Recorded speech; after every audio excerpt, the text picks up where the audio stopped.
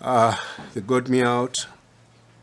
I was still handcuffed and blindfolded, and they told me to strip naked. Then they lifted me up.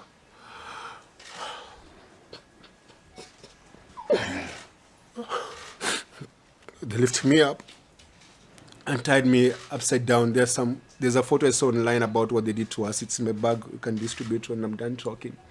So we were put on an upside position where my legs were up like this, my body's up, I'm stuck naked. I was screaming so hard, I couldn't even, there was no tears coming out because of how painful it was. And one of them said, put his hand in his mouth, so they put my hand in my mouth. Then they would tell me, stop screaming, the kids are sleeping. At that session is where they said they're going to rape Agatha. That guy called my phone and said he's going to rape Agatha. The young man who took me to the bathroom told me, these guys are going to hurt you, and they're going to hurt you so bad. Give them your phone. I said, I don't have my phone. And my fear was because we had gone to Uganda, Tanzania rather, with many other activists. And if I lose my phone, or if they get my phone, they get hold of everyone that I was talking to in the country. So I could not give it my phone or my laptop. So I went I went to the bathroom, came back, and we were told to wait outside. Mafole made a phone call to someone, and a few minutes later, some guys came, 6 or 7 of them, very mean-looking people with one lady. It was at, Dar es Salaam is very hot, but they were all wearing half jackets, and the smelling of alcohol. They looked so evil. So when we went to the central police station, there was a staircase on this side, so we came in through this staircase, but where we were, there was another private staircase, so they took us out with. They took us downstairs to the car, and we were blindfolded and handcuffed on the back. And it was a white Land Cruiser. At the back, there were like a lot of sticks and a lot of fake number, like a number of number plates in that car. The guy across me had an AK-47. They were all in civilian clothes. So Agatha sat. It was a Land Cruiser. Agatha sat this seat. I was this other side in a face me position. And then they drove off. Then they took us, drove for about 20 minutes. Then they took us to a building.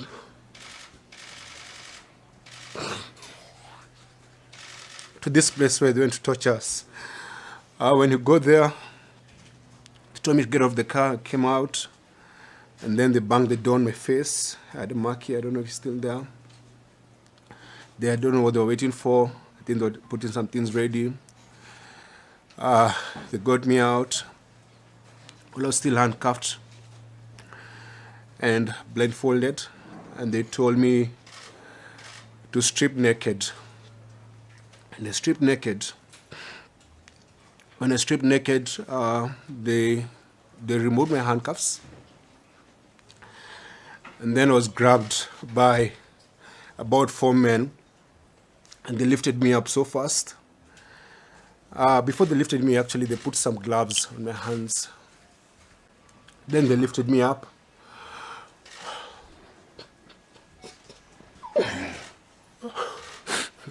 They lifted me up and tied me upside down. There's a photo I saw online about what they did to us. It's in my bag. You can distribute when I'm done talking.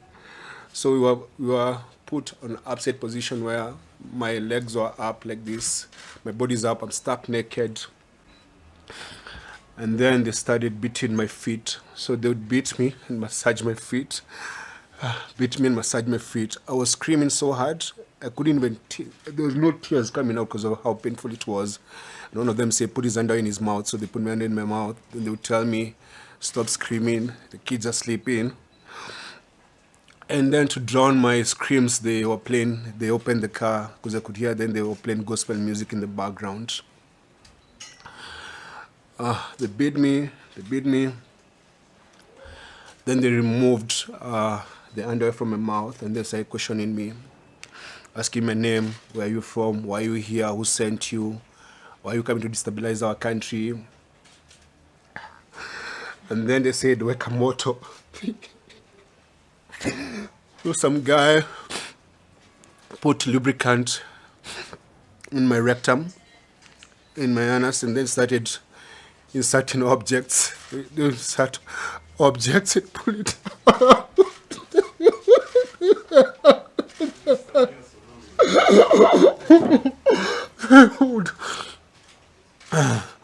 Dude, it's okay.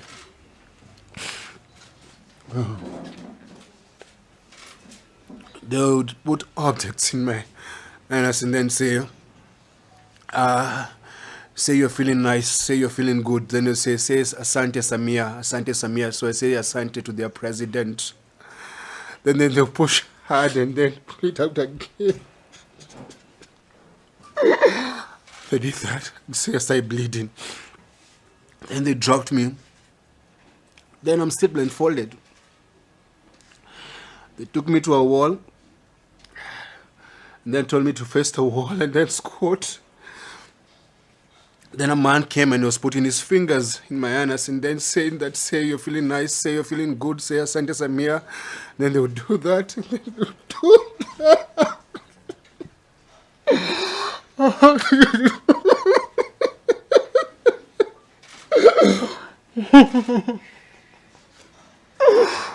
And then they told me to turn around. I'm naked. So all this time they're telling me they're recording everything they're doing to us, or rather they're doing to me. So they're recording this. They're teaching me a lesson. So I'm stuck naked. They turn me around, say your name, your wife's name, your kid's name, where do you live, where do they go to school. I'm naked. And they removed the blindfold and said, now, so when I'm answering these questions, when I turn around,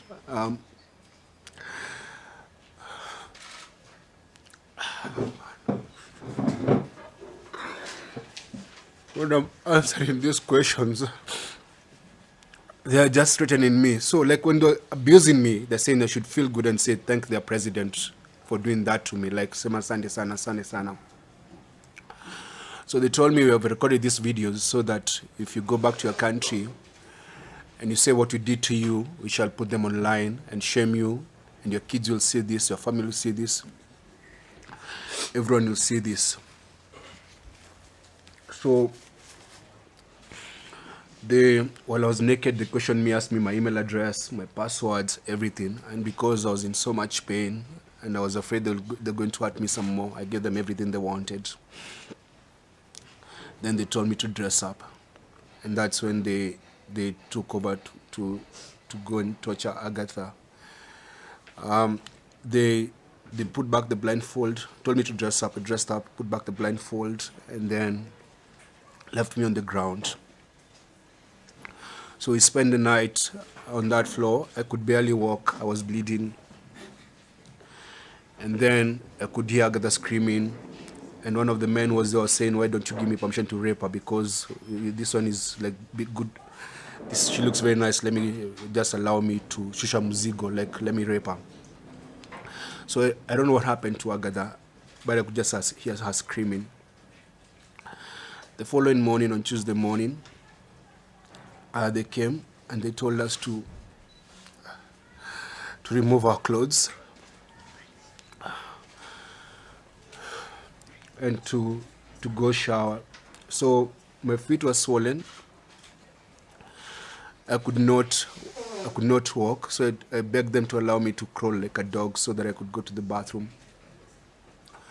I crawled like a dog to where the bathroom was. That's when they removed my handcuffs. So when I was stripped naked, I still had the handcuffs. That's when they removed the handcuffs and told me to take a shower. I was still bleeding, my stool had blood. And there's a man with an AK-47 standing there, like wearing civilian clothes. After that, they gave me fresh change of clothes. They were just insulting me, and took me to another white Land Cruiser, still blindfolded, and they took me away. And that's the last time I saw Agatha until now, when she came to Kenya. So that was on Tuesday morning. And then we drove and we drove and we drove and we drove for hours and hours until it got dark. I told them I wanted to use the bathroom. They said you can't leave the car. So they They gave me a bottle to pee. I was still blindfolded and handcuffed. Then eventually, at night, I don't know where we ended up to, they took me to a room where they left me there, and they gave me like a soda and a loaf of bread. That was on Tuesday night. So I slept there. I could hear, it was like a coastal place because I could hear the call for prayers, and there was like a warmth and a lot of mosquitoes. Spend the night there. They'll just come, insult me or kick me and go. Come, insult me, kick me and go. And then on Wednesday morning, they gave me they gave me a cup of tea and an andazi. Then that Wednesday during the afternoon, their tone changed. They said, now we're going to let you go, but we're going to let you go with a very onyokali, which means like a stern warning, that if you leave this country, you should never come back or we'll kill you. If you go to your country and say what we did to you, we'll find you and we'll kill you. And you should never come back. So they said, do you want to eat? I said, I don't want food. I didn't have an appetite. The other thing is that because every time I wanted to go to the bathroom, they'd actually go there and stand by me like they're inspecting my stool. So I didn't have any privacy. And the only time the handcuff came up is when I went to the bathroom. But the blindfold never came out. So that afternoon they gave me a painkiller. Then on Wednesday evening, they told me now you have to learn how to walk because I could barely walk. So they told me to remove. I was wearing open shoes. Remove open shoes. Took me outside. 4 officers surrounded me. They're all in civilian clothes. They stood there. Removed the blindfold. Said, now you have to walk, and make sure you try and step your feet on the ground. Step your feet. Said, we're gonna let you go, but don't ever come back in this country. So they taught me how to try and walk. They made me walk for like half an hour. I said, that's enough. And then the following morning, on Thursday morning, they woke me up so early, maybe around 4:35 a.m. They put my things in the car, put me in the car, and then drove for like an hour, stopped briefly, and then when they stopped briefly, they spoke outside, then drove again, then stopped again, then told me, you're going to drop whatever you're going to drop. You don't open your eyes, don't turn back, don't look at us until you leave. So they told me, lala chini. They kicked me out. I slept there on the floor, on the side of the road. And then when I opened my eyes, there was a boda guy waiting for me. I think they'd already done a deal with the boda guy. That boda guy drove me to the border, which land was the Horo border, the Tanzania-Kenya border. When they released me, they gave me 20,000 Tanzanian shillings and 400 Kenya shillings. That's your transport. And so at the border, I got someone who helped me push my bag, and I gave them the money, the 20,000 Tanzanian shillings. And then he helped me cross over. Then I used the money to take a border and call my wife. When we went to Tanzania, we went there as friends of Tundu Lissu and friends of Tanzanians. I'm an East African, I have an East African passport, and I'm allowed to travel freely within the region, because that's the deal we are. Like we're a regional bloc. I did not go to that country legally, and I did not commit a crime. And that's why they did not take me to any court. So I was able to come back to this country. But when I came back, and when I go to the airport here in Nairobi, I asked the Ministry of Foreign Affairs, and which is the same thing that I'm asking today. I said I was going to the hospital, and I wanted my medical report to be public of what they did to us. And I'm going to share the medical report today, and it's going to be circulated. Because I'd like the world to know of the very heinous things they did to us, to break us. And they did that to silence us and to put fear on us.